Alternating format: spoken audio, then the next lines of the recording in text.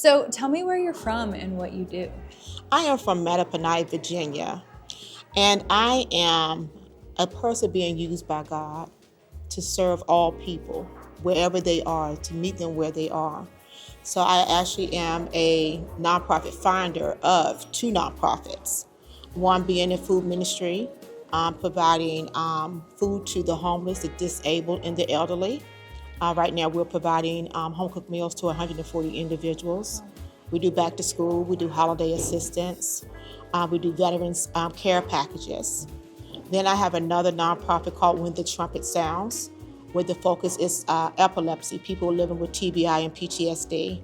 I'm a national and international advocate, where I also sit down with researchers and help them make decisions on where grant monies need to go to further research. I am also a trainer. So I do seizure training to the local community as well as to the law enforcement, being sure that they're fully equipped when they come into the forefront of someone who's actually enduring a seizure. Okay. Multiple hats. I like Yes. it. You mentioned epilepsy and seizures. What's your history? Well, I actually lost my son 9/2 of 2019 to what is known as sudden unexpected death in epilepsy. I woke up what I thought would be a typical morning of him and I getting up and having a cup of coffee. And the Spirit of God began to speak to me and say, go in the room and check on Marquise. When I walk into the room, I see my son laying in fetal position. And so I began to turn him over. And when I grabbed his arms to pull him towards me, his whole body came over towards me. And for a moment, I was lost. I was hurt. I was broken into pieces. I didn't want to be here anymore. I was pleading and begging to God to take my life because I said at one time that my son actually needed me. I could not get to him or be there for him.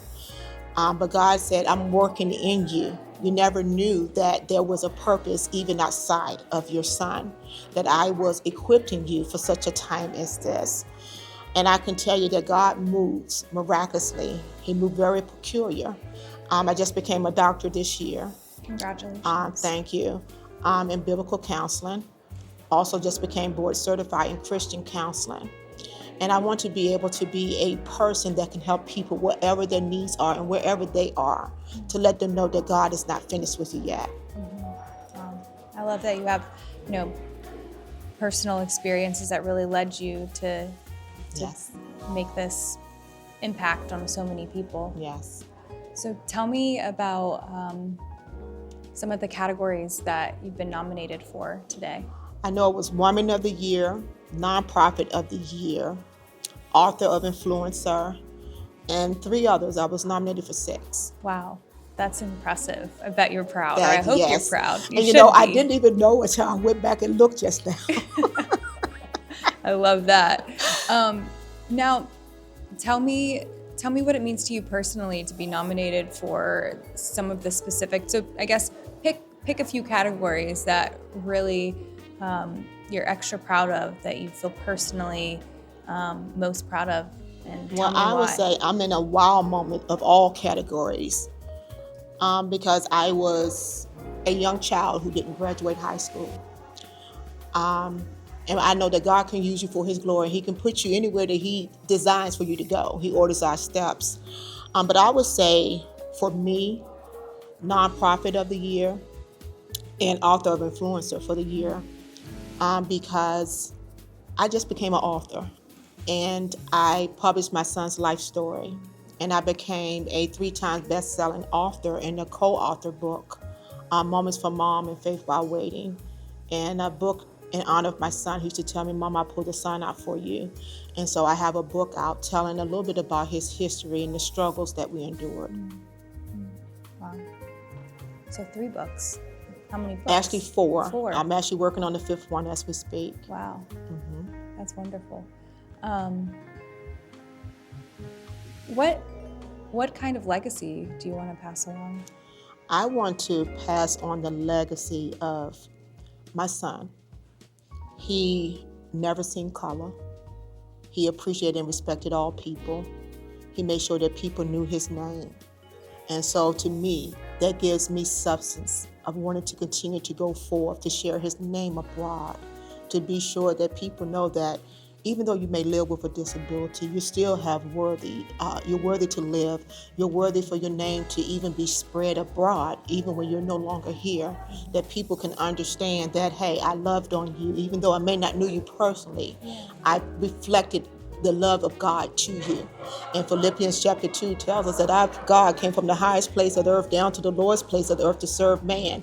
And so I just want to be of service to people. I want to walk in the footsteps of God. And I want people to see the light of God in me as I continue to push through, even being in grief. You know, I want people to still see, I didn't think I was going to make it today because my granddaughter just contemplated suicide the other night. But God said you needed to be here today because you needed to be uplifted. You need to be with like-minded women on today. And so here I am. What was your son's name? Marquise Devon Chapman. Marquise Devon Chapman. Yes. And we're hearing his name here. Yes. Yeah. Thank you. No, thank you. Wow. I'm going to ask one more question, and I'm going to pull these up. I like this one. How do you overcome obstacles while staying true to your purpose? Looking up, trusting God at His word.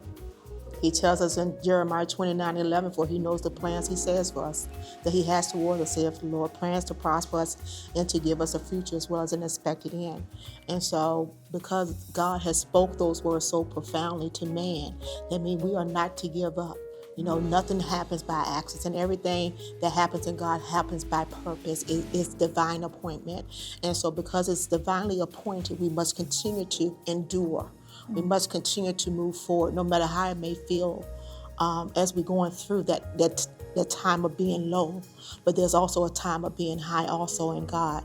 So I'm just thankful that we have a God that can uplift us, even when we ourselves can't do it ourselves.